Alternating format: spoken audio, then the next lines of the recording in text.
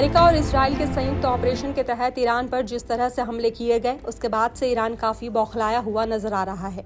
इन हमलों के बाद ईरान कई देशों को निशाना बनाता दिख रहा है। आसान शब्दों में कहे तो जैसे कहावत है, अगर हम डूबेंगे तो तुमको भी साथ लेकर डूबेंगे। यानी जितना नुकसान ईरान को हुआ है उसकी भरपाई भले पूरी तरह न हो पाए, लेकिन वो जवाब जरूर देना चाहता है। इसी सोच के साथ ईरान आगे बढ़ता दिखाई दे रहा है। हालात ऐसे हैं कि सुन्नी देशों को भी ईरान ने नहीं बख्शा। जहां जहां अमेरिका के दूतावास या यूएस बेस मौजूद हैं, उन जगहों को निशाना बनाया जा रहा है। माना जा रहा है कि इन हमलों में आम नागरिक यानी कि सिविलियंस भी प्रभावित हो सकते हैं। ऐसे में ये सवाल भी उठ रहा है कि खामनेई की मौत के बाद जिस शिया सुन्नी एकता की बात की जा रही थी, जब सुन्नी देशों पर हमले हो रहे हैं तो इस पर चुप्पी क्यों है। लेकिन इन सब के बीच इस वक्त सबसे बड़ी खबर यह है कि ईरान ने कई देशों के लिए स्ट्रेट ऑफ हॉर्मुज के इस्तेमाल पर प्रतिबंध लगा दिया है। हालांकि भारत और चीन के लिए ये रास्ता बंद नहीं किया है, यानी भारत और चीन के लिए जहाज इस रास्ते से गुजरते रहेंगे। इसका भारत को बड़ा फायदा हो सकता है। अगर ईरान भारत के लिए भी इस रास्ते को बंद कर देता है तो भारत में पेट्रोल और डीजल की कीमतें तेजी से बढ़ सकती थी और कीमतें आसमान छू सकती थी। हालांकि भारत के पास कुछ समय के लिए बैकअप भी था और हम कुछ महीनों तक स्थिति संभाल सकते थे। लेकिन क्योंकि भारत के लिए ये रास्ता बंद नहीं किया गया है, इसलिए फिलहाल ये राहत भरी खबर है। भारत के साथ साथ चीन पर भी ईरान ने कोई प्रतिबंध नहीं लगाया है।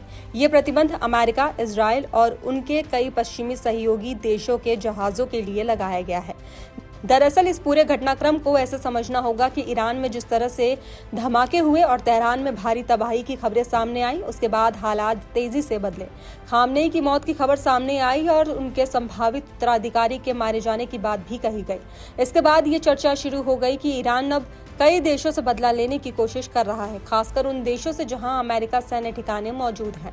इसी बीच सबसे ज्यादा चर्चा स्ट्रेट ऑफ हॉर्मुज को लेकर हो रही थी, क्योंकि अगर ईरान इस रास्ते को भारत और चीन के लिए भी बंद कर देता तो इन देशों पर बड़ा असर पड़ सकता था। लेकिन अब ईरान की तरफ से आधिकारिक बयान सामने आया है। ईरान के सरकारी मीडिया और IRGC के वरिष्ठ अधिकारियों ने कहा है कि हॉर्मुज जल डमरू मध्य को पूरी तरह बंद नहीं किया गया है। ये प्रतिबंध सिर्फ कुछ चुनिंदा देशों के लिए है। आसान शब्दों में समझे तो अमेरिका, इजराइल, यूरोप और उनके पश्चिमी सहयोगियों के जहाजों के लिए ये रास्ता बंद है। वहीं भारत, चीन और बाकी न्यूट्रल देशों के जहाजों को सुरक्षित रास्ता देने का आश्वासन दिया गया है। ईरान ने इसे युद्धकालीन सुरक्षा रणनीति बताया है। अब सवाल ये है कि ये भारत के लिए इतना महत्वपूर्ण क्यों है। दरअसल हॉर्मुज की जलसंध दुनिया का सबसे महत्वपूर्ण तेल मार्ग माना जाता है। यहाँ से बड़ी मात्रा में तेल लेकर जहाज अलग अलग देशों तक जाते हैं। भारत अपनी जरूरत का लगभग 50% कच्चा तेल और 60% से ज्यादा प्राकृतिक गैस इसी रास्ते से मंगवाता है। अगर ये रास्ता बंद हो जाता है तो भारत में पेट्रोल, डीजल और गैस की कीमतें बढ़ सकती थी और ऊर्जा संकट भी पैदा हो सकता था। लेकिन फिलहाल ऐसे हालात नहीं बने हैं, इसलिए ईरान का ये फैसला भारत की ऊर्जा सुरक्षा के लिए राहत भरी खबर माना जा रहा है।